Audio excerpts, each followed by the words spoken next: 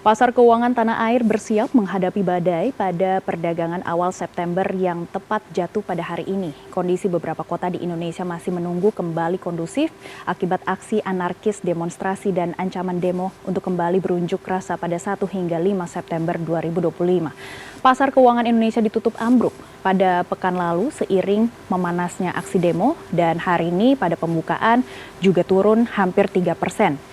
Dan untuk melihat apa saja sentimen pasar hari ini sudah bersama saya melalui sambungan virtual pengamat senior dari Institute for Development of Economics and Finance, INDEF, Tauhid Ahmad. Selamat pagi, Mas Tauhid. Bagaimana kabar Anda?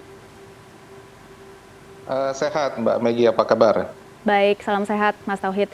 Sekretaris Kementerian Koordinator Bidang Perekonomian Susi Wiono mengatakan pelemahan yang terjadi lebih disebabkan oleh sentimen sesaat dan tekanan di pasar keuangan dinilai juga masih bersifat sementara oleh pemerintah.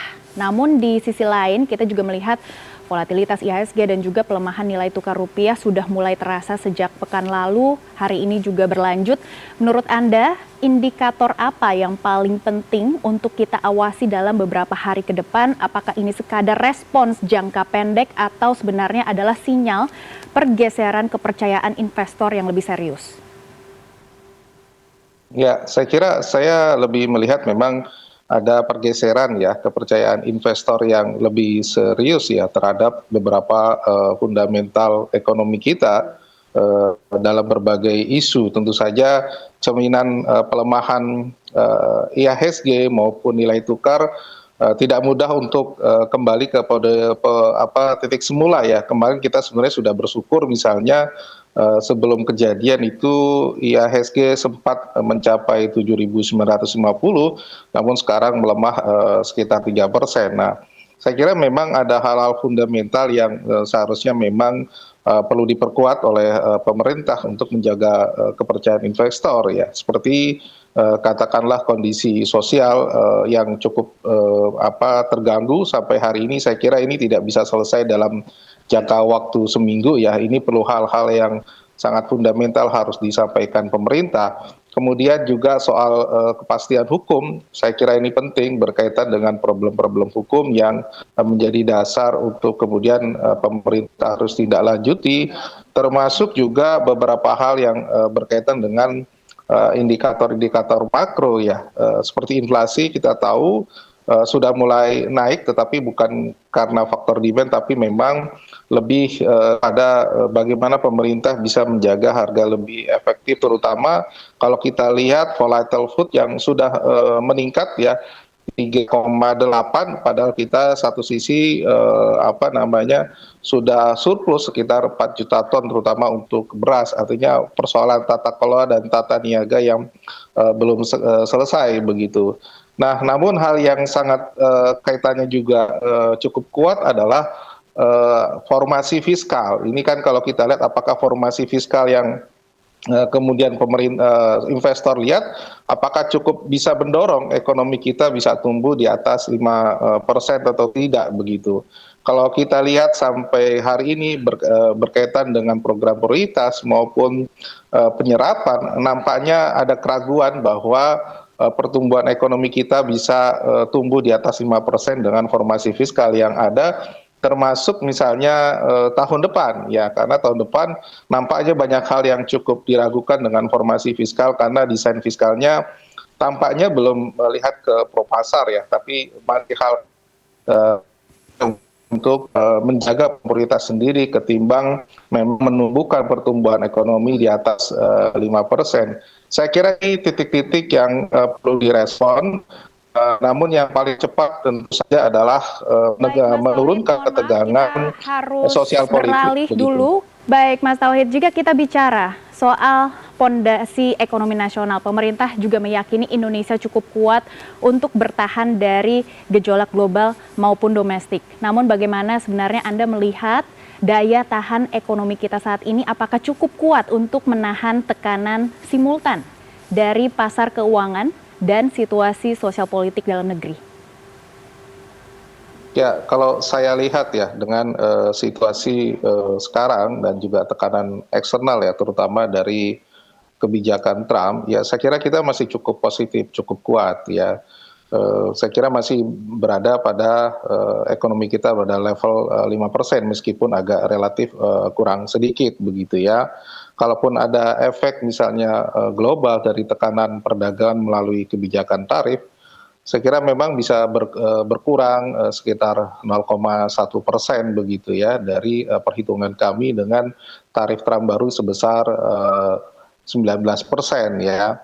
Namun mungkin yang agak lebih dalam sebenarnya tekanan berasal dari domestik dengan penurunan daya beli masyarakat yang kita tahu beberapa indikator baik pertumbuhan konsumsi masyarakat, kemudian beberapa indikator proksi seperti misalnya penjualan kendaraan, penurunan laju kredit kita yang hanya sekitar 7%, sampai kemudian ya mulai fenomena penurunan penurunan penjualan di retail yang saya kira menggambarkan memang ekonomi kita menurun ya. Tapi meski demikian memang situasi ini tetap kuat meskipun pada level stagnasi di angka masih sekitar di bawah 5% sedikit ya.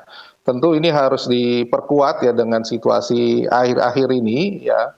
Ada gejolak sosial politik ya, mau tidak mau harus ada kebijakan yang sifatnya cepat ya, kemudian menyentuh akar persoalan masyarakat yang cukup besar ya. Ini kebijakan yang menyebabkan ketimpangan dengan situasi banyaknya kelompok masyarakat pejabat kita yang menunjukkan tingkat pendapatan yang sangat tinggi, namun di sisi lain banyak masyarakat kita yang merasa frustasi dan tanda kutip ya lapar, seperti halnya katakanlah dari kelompok buruh ataupun pengemudi ojol yang memang tertekan dalam beberapa hari akhir ini, termasuk misalnya PHK yang terjadi yang butuh solusi-solusi konkret yang sifatnya jangka pendek sehingga itu bisa menguatkan sisi daya beli masyarakat yang lebih dalam dan lebih luas. Kurang lebih begitu Mbak Megi. Baik Mas Tauhid, melihat pola pergerakan IHSG dan juga yield SBN dan juga kurs rupiah minggu ini, apa proyeksi Anda untuk 1 hingga 2 minggu ke depan? Ya, kalau kita lihat ya, untuk IHSG memang masih menunjukkan gejala penurunan ya, sampai 1 minggu sebelum ada satu statement atau satu kebijakan yang cukup kuat dari pemerintah. Saya kira ini perlu karena sampai hari ini kan belum ada statement bagaimana memperbaiki situasi IHSG ini. Dulu mungkin kita tahu para pengambil kebijakan memberikan statement agar aksi untuk capital outflow tidak terlalu terjadi deras ya.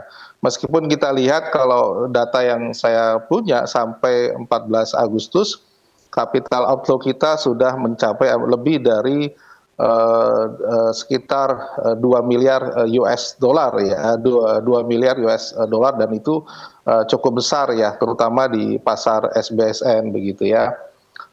Dan saya kira memang cenderung ini masih akan terjadi, pertama ya dengan situasi sosial politik, yang kedua adalah berkaitan dengan menurunnya ya tingkat yield daripada SBSN yang menurun, apalagi Bank Indonesia juga telah mengumumkan penurunan suku bunga BI rate kita menjadi 5%, dan itu sedikit banyak pasti akan berpengaruh pada para pelaku investor global yang memang sangat sensitif terhadap beragam kebijakan maupun isu-isu di domestik begitu. Saya kira kalau 1 minggu ini belum bisa pulih begitu ya, sebelum benar-benar tidak ada lagi kejutan-kejutan demo-demo atau aksi-aksi yang anarkis begitu. Saya kira memang dibutuhkan kondisi sosial yang relatif nyaman dulu sampai beberapa minggu ke depan, baru kemudian investor bisa kembali melihat lebih jernih dan bisa masuk lagi ke